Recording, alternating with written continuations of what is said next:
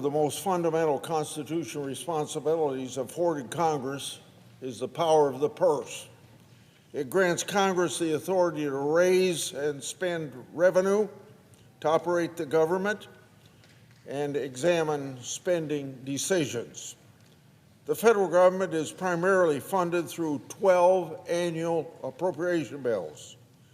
The federal fiscal year begins on October 1st of each year. If the appropriation bills are not signed into law by September 30th, lawmakers and the President must agree on a temporary spending resolution that's known in this town as a continuing resolution, keeping the government open for business. If that fails, the unfunded parts of government shut down. History has repeatedly shown that shutting down the government is bad policy and also bad politics. It costs the taxpayers money to shut down the government and even more to reopen it. A government shutdown reduces essential services for the American people, erodes the trust of the American people, and limits the ability of Congress to conduct oversight over federal government operations. Government shutdowns don't make for a great bargaining tool. How many times have we heard members of both political parties, probably not at the same time, but say, if I don't get what I want, I'm not going to vote for a continuing resolution, we're going to shut down the government. What happens after a few days, or even one case 3 weeks? Eventually the heat gets so bad that Congress votes to reopen the government, and the members who crowed that they were going to shut down the government if they didn't get what they wanted were eventually pushing for certain policy changes that they wanted, usually in the end don't get what they want. That's why it's bad politics as well as bad financial management.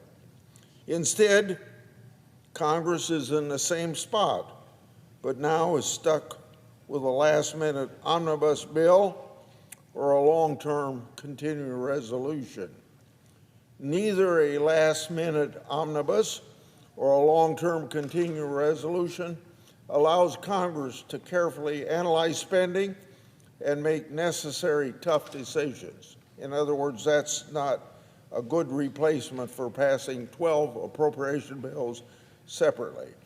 In short, shutdowns have always been a losing proposition for the American people.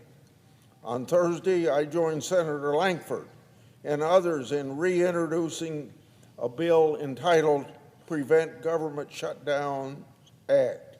This bill would permanently end government shutdowns by creating an automatic continuing resolution. This would continue critical services and operations and hold federal workers harmless while Congress negotiates a final spending agreement. To encourage members and the President to reach an agreement on funding, the Lankford bill would prohibit members of Congress, congressional staffs, and Office of Management and Budget officials from traveling outside of Washington, D.C. during the automatic continuing resolution. In other words, do your job, stay here in town till you get it done, and prevent a shutdown. It would also prevent Congress from recessing or from considering legislation unrelated to appropriation bills with limited exceptions after 30 days of an automatic continuing resolution. So, Congress needs to stop governing from crisis to crisis, respect the appropriations process, and fulfill its constitutional responsibilities to keep the government funded. Moreover, we need to put an end to recurring political sideshow of costly government shutdowns. I yield the floor, suggest the absence of a quorum.